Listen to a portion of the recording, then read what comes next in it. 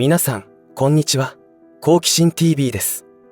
今日の動画は、私のチャンネルで取り扱いの多い中国のネタについて、なぜ中国ウォッチが必要なのかということについて動画を作ってみました。情報は知っているかどうかで大げさかもしれませんが、自分の命のみならず、家族の命を守ることにもつながるので最後までご覧ください。今、世界中で食糧危機が騒がれていますが、これは単に表に現れている一つの現象であって、ウクライナ・ロシア紛争も根っこの部分では同じ原因でつながっていることなのです。その部分については今回は触れませんが、今世界中で起きていることについて自分には関係ない、他人事というマインドになっている方が多いかもしれません。しかし今回の食糧危機が起こり始めていることについてはとても分かりやすいと思います。私は自分が情報弱者でいることがいかに危険であるかということに警鐘を鳴らして、一人でも多くの方のお役に立てればとこのチャンネルを運営しています。より多くの日本人が事実を知っているか知っていないかで大きな違いが出てくるからです。意識が変わるだけでその効果は驚くほど大きなものになると信じております。ということで、なぜ中国ウォッチが重要なのかという話なのですが、結論から言うと日本を侵略しようとはっきり明言しているからです。びっくりする方もいるかもしれませんが、歴史を知ることと現在起きていることから明らかです。被害妄想でもありませんし、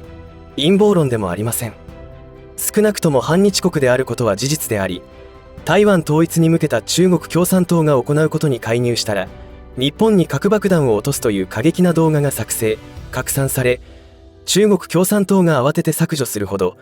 中国人民には反日教育の影響が出ているのです。そこで、冒頭に話した自分や家族の命を守るために何ができるかということになります。まず、我々日本国民が隣国である中国、韓国、北朝鮮のことを広く浅く知らないといけません。自分の家の隣に住む住人がどんな人が住んでいるか知らないというのは物騒ですよね。それと同じことです。もしすぐに切れて何をしでかすかわからないタイプの人が住んでいた場合、皆さんはどんな対策をしますか？引っ越しをするというのは一つの方法ですが、現実的に持ち家だったりすると非現実的な選択になるかもしれません。あまり話をしないなどの距離を置くことをしますよね。戸締まりも念入りにするかもしれません。そのように例えて考えると分かりやすいかもしれませんが、残念ながら今の日本人のほとんどが平和ボケしていると言われています。それも仕方のないことだと思います。戦争の経験者はどんどん少なくなってきていますし、テレビ・新聞では偏向報道を行い、世界で何が起きているかという現実から国民を遠ざけていますから。さて、近代の戦争は武器・弾薬を使うものばかりではないことはご存知でしょうか。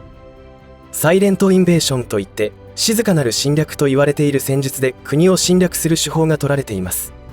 要するに中国共産党はこの手法を使って日本を侵略している最中なのです。陰謀めいた話に感じられるかもしれませんが、これは紛れもない事実です。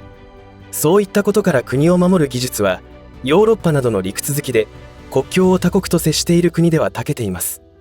特に永世中立国であるスイスに至っては国民に防御マニュアルを配っているほどです。このことは前に配信した動画でも取り扱いましたが、再度触れておきます。その民間防衛マニュアルというものは何かというと、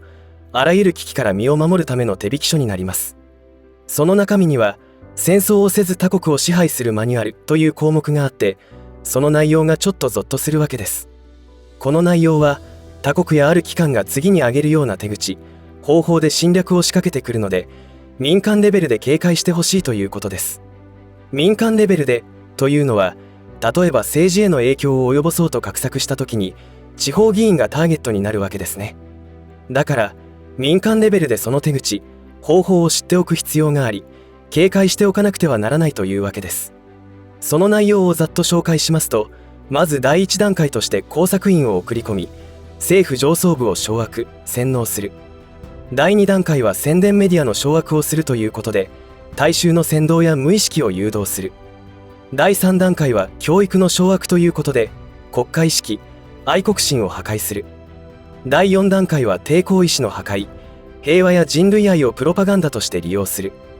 第5段階は教育や宣伝メディアなどを利用し、自分で考える力を奪う。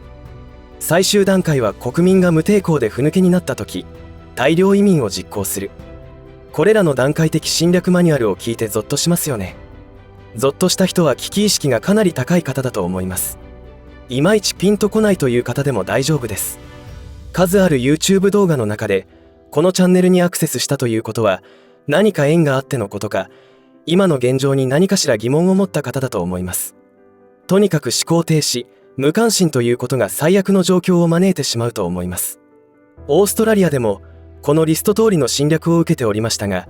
ここ数年で気がついて現在は徹底して反中国ということを国是にしています。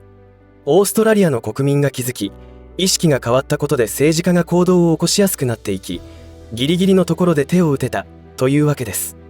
そうです。国民が気づいて世論が変わらないと残念ながら政治家は動きません。こればかりは政治家は当選してなんぼ的なところがありますから、国民がのほほんとお花畑状態であった場合、動きようがないわけです。それでもさすが日本、損得抜きで日本の現状を憂い立ち上がった政治家が出てきました。私は日本という国の平和を守り国益を守るために動いてくれる政治家を応援したいと考えています。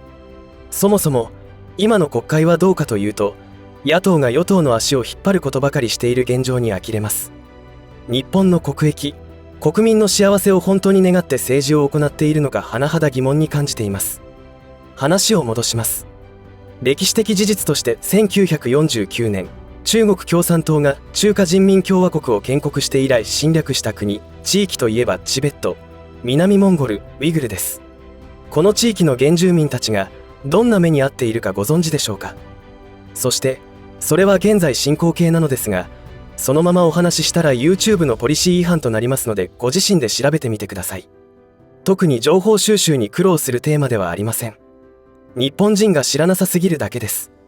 その地域、国の人たちが侵略されて何をされたのか、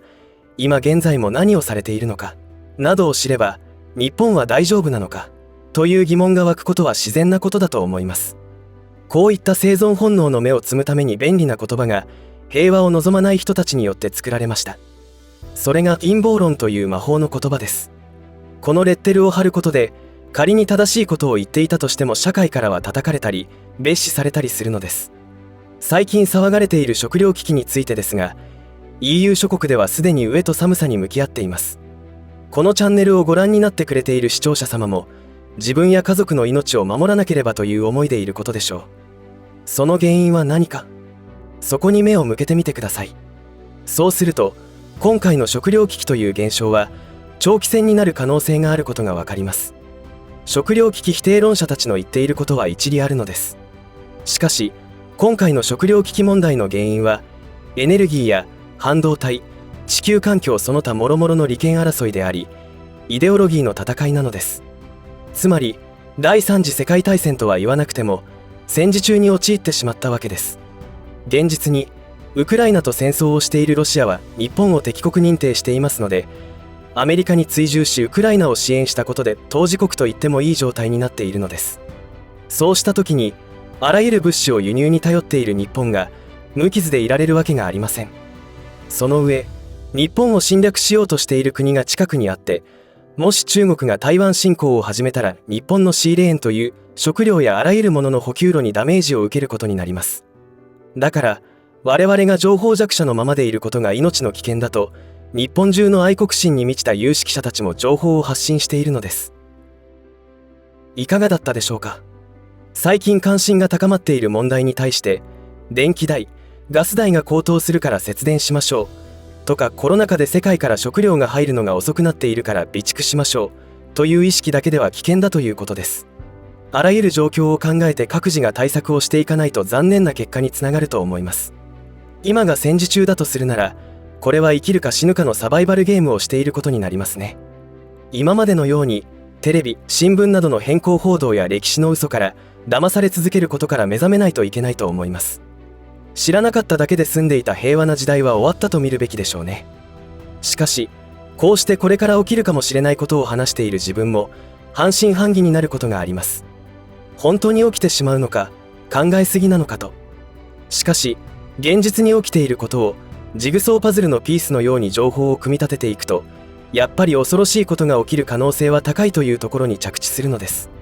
ウクライナの人々もロシア侵攻が始まった瞬間、非日常になったわけですよね。それまでは平和の日々を暮らしていたわけです。それを考えると、今の日本も他人事ではないと思うわけです。ということで、このチャンネルが皆様の気づきのきっかけになることを祈ってやみません。以上で今回の話は終わりとしますが、皆さんの応援が次の動画作成の力になりますので、いいねボタン、チャンネル登録、通知設定をオンにしていただけると嬉しいです。よろしかったらこの動画のシェアをお願いいたします。最後までご視聴ありがとうございました。好奇心 TV でした。